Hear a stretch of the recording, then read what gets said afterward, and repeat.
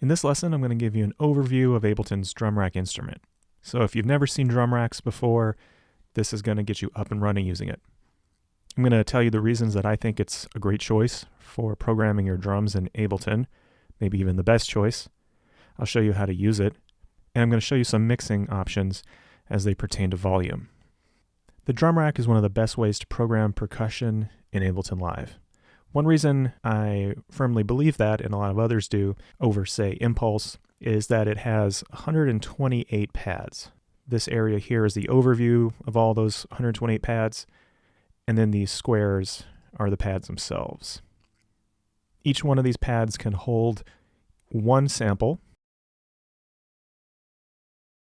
or you can have 2 or as many samples as you want on an individual pad, all triggered by the same MIDI note.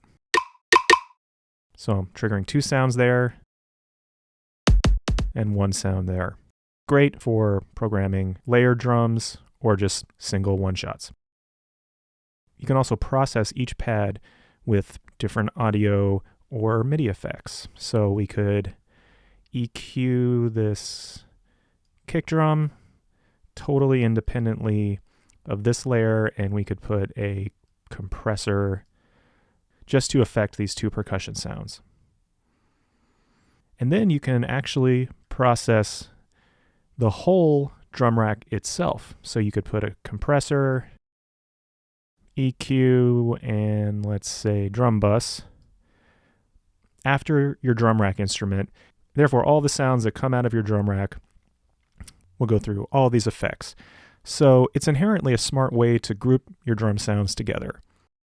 Okay, so let's go over the basics of how to use a drum rack. You pretty much saw it earlier. You go over to your browser and you locate samples wherever they are. Find a wave, AIF, etc., and you simply drag it onto a pad. So I'm just going to build a simple drum rack real quick.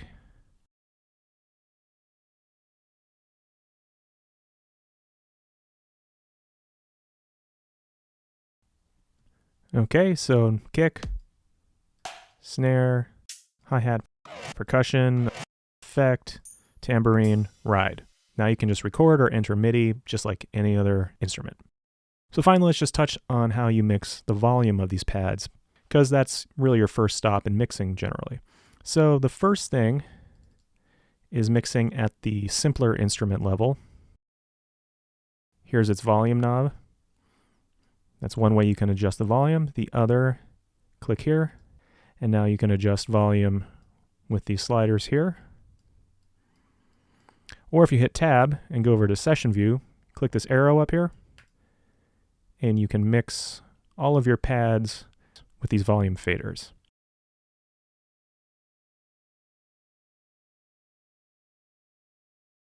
So that was a brief overview of Ableton's drum racks, which I think is the most professional, powerful, and flexible way to program your drums in Ableton. I showed you the most common workflow, which is dragging and dropping from your browser whatever samples you want onto pads, and we finished up with how to adjust the volume of those pads, which is obviously an essential thing you need to know in order to effectively mix your drums.